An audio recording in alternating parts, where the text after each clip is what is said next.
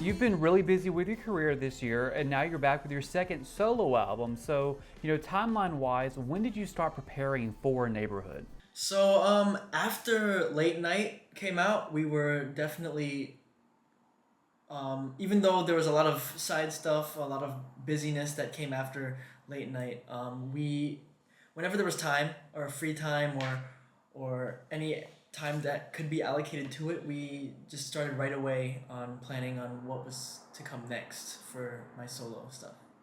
So yeah, it was pretty on and off since Late Night, and it didn't end up coming out until a year later, but it came out. So Your solo music style is a lot different from your group activity music. In your solo music really stands out, especially in Korea. So with Neighborhood, was it difficult deciding on that style you wanted to do for your second album, or was it easy, kind of continuing from your first album? it was a lot. It was, I would say it was easy, but it was also difficult. I knew I really wanted to do something sort of nostalgic to me musically, but we didn't really know what to do. But we also wanted to show something new. So like it was kind of a difficult decision between doing something that I'm comfortable with, but also doing something that I haven't done before. And that's kind of how we came up with the music for Neighborhood. Tell me a little bit about the difference between, Late Night and Neighborhood, because with your first album, you were kind of showing and talking about, wanting to be a rock star, wanting to live this dream. Now you're doing it. So what are the differences between that album and this one? So Late Night kind of explored a bit about my childhood, but only about as much as like, oh, when I was a kid, I wanted to be a rock star, and here we are. That was kind of like the concept of Late Night. But for Neighborhood, it's it's sort of like a um, oxymoron where it's like, oh, the stresses of my adult life are too great to bear. I must remember what life was like as a child and the good times of being carefree. That's kind of the conceptual difference between Late Night and Neighborhood, I would say. And so talk to me a little bit about the tracks for this album, how you decided on them, because I would say like it seems pretty well rounded. It shows a couple different styles from you. So how did you decide on those tracks? When deciding on the tracks for the album, I would say that the biggest deciding factor would definitely be like we had candidates of songs. We had candidates of songs that we were going to put in, and once the concept was decided on the album, we kind of just picked and chose what would kind of come together best to fit that kind of nostalgia vibe that we were going for. Talk to me, baby, right now. Tell me what you need. I've been cooking it, 다른 애들은 lame해. And know what you want, 너가 만드는 게임 속에 I'm You worked with Tag for this album for What You Need. So how did that feature come about? Because I feel like that must have been a really cool moment getting to merge, your solo and your group careers. Yes, so Tag was definitely someone that I've wanted to have be a part of my solo activities, and he's also expressed interest to me about doing it before. And originally the idea came because he also does a lot of songwriting as well, and he also has a very unique vocal color that I think is really awesome.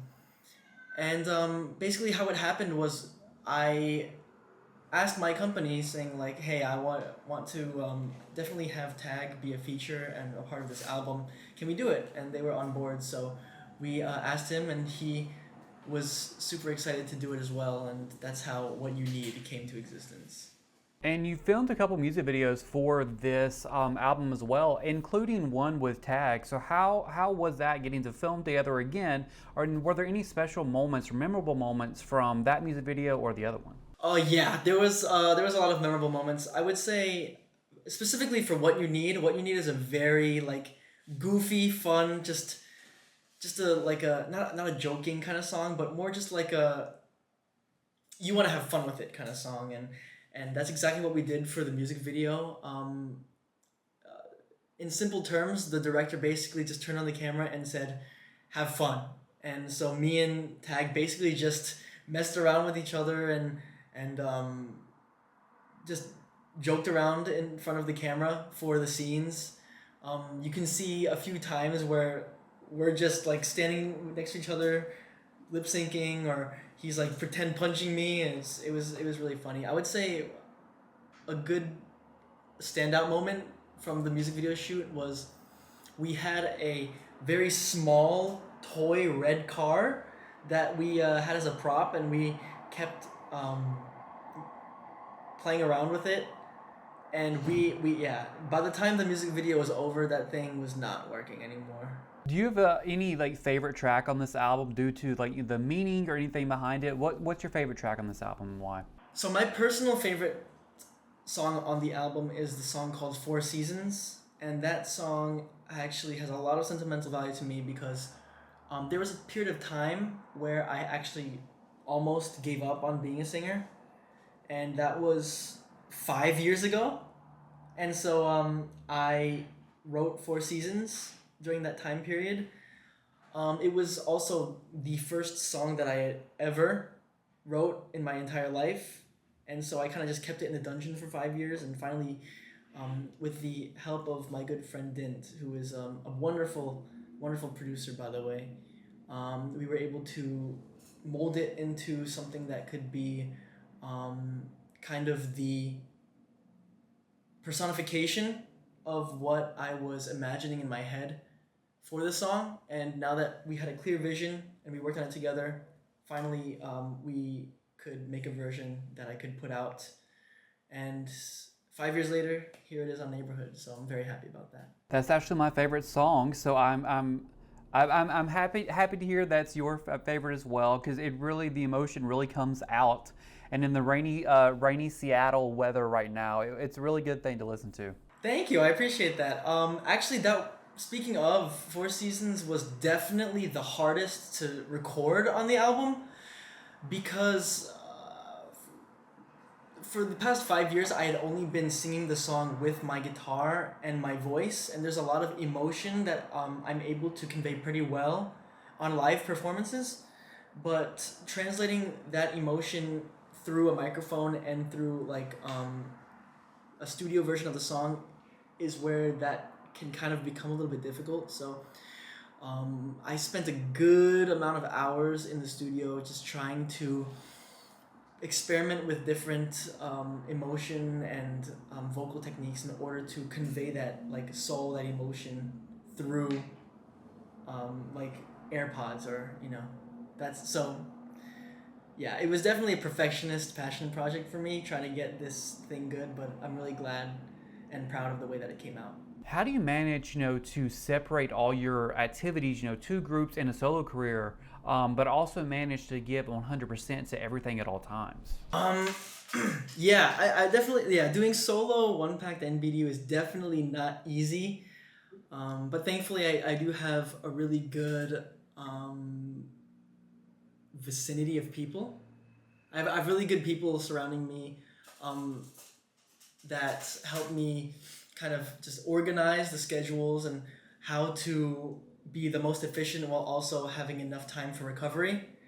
And I think that when it comes to giving my 100% at all times, it's just like I'm very passionate about music and performing and everything that comes with doing this kind of artistry and being a musician. So no matter if I get no sleep or any sleep, 3 hours, 5 hours, no hours, I'm always gonna lock in, give 100%, and it's also something that I owe to the fans as well, is being able to always give them the best experience possible, as well as myself. I mean, I'm always proving myself to me, so I think it's just all a mental thing, just trying to stay on top of my game.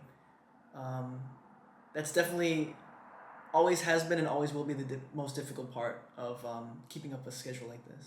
What have you been doing in your free time, since your first debut to, take the time for yourself and relax? Do you have any new hobbies or anything that you discovered? I've definitely built a lot more of an interest in basically just video games and basketball. Those two things are when I'm not thinking about music, that's what I'm thinking about. So those are the things that keep my mind occupied when I'm not thinking about music. And yeah, those are, I guess, my hobbies. Looking back to earlier last year, is there something you know now that you wish you would have known then? You know, like a piece of advice that you could give your past self? A piece of advice that I would give myself is no matter how tired or fatigued you get, never give up and always get through it, because we tend to regret things a lot more if we give up because we're tired than if we just take one on the chin and push through it. Because at least you can say that you've done it, and yeah, it's better to regret something that you have done than regret something that you couldn't. That would be my advice to myself. And then, you know, looking ahead now to your future solo music, are there any styles, genres you're hoping to explore or add that, you know, may surprise fans? Oh, that's a really good question.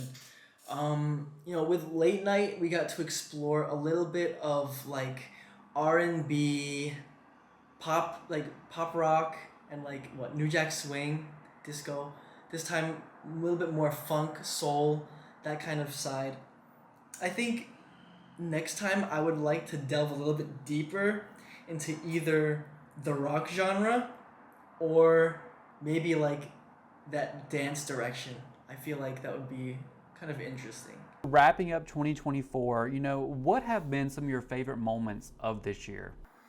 Oh, well, definitely getting first place on Build Up at the start of the year was definitely a huge turning point for me. It opened up the door to being able to go on my first ever world tour, and that was also a key moment for me as well. Spending the 3 months with the BDU guys, just going around Europe, South America, and North America was a huge experience, not only as a artist, but also just as a life experience to be able to travel to so many awesome places and meet so many wonderful people. And most recently, where I got to perform on the Dream concert stage with One Pack, that was a huge moment for me. I was really nervous because there was only like 2 days to prepare for it, but I think that it went pretty good. And then recently, with my first comeback with Neighborhood, I feel very satisfied and proud about that album. So, yeah, I think 2024 is filled with a lot of banger moments, and I hope to continue that motivation into the new year. Yeah, you just mentioned all of these, you know, big moments for yourself. But I want to, you know, looking back, you know, think about Boys Planet, where you were then, like mentally, emotionally. Would you have ever imagined that this year would have happened? Oh, absolutely not. I think back in Boys Planet, there were so many things that were uncertain and so many things making me doubt myself. I feel just as a person, I've grown a lot, and due to that growth, I've also been able to grow a lot as a musician as well. So I feel like this year has been great on me mentally, and being able to go to new heights has definitely done a lot for my confidence. So I think that going into 2025, I will have the confidence and the will to hopefully do a lot more than I was able to do this year. Speaking of 2025, you know, after accomplishing so much this year, is there, you know, this a bigger goal for next year that you're really hoping to reach? I feel like instead of any real like material tangible goal, I just really want to work as hard as I can and make a lot greater music, improve as a performer, and just hopefully get a lot more ears tuning into whatever I have to do next. Pitch Neighborhood to new fans. Someone that may not have listened to your album before, how would you pitch this album to get them to check you out? Neighborhood is an album filled with a lot of different tracks for everybody. I think every time I've asked someone what their favorite song on the album was, I've gotten a different answer every time, which is a great sign. And you know, if you feel like modern life is too stressful and sometimes you just want to go back to when times were good, just give my album a listen and maybe do a little bit of retrospection. Yeah, I had an album that'll make you think. So if you want to stare at the ceiling, listen to Neighborhood. Yeah.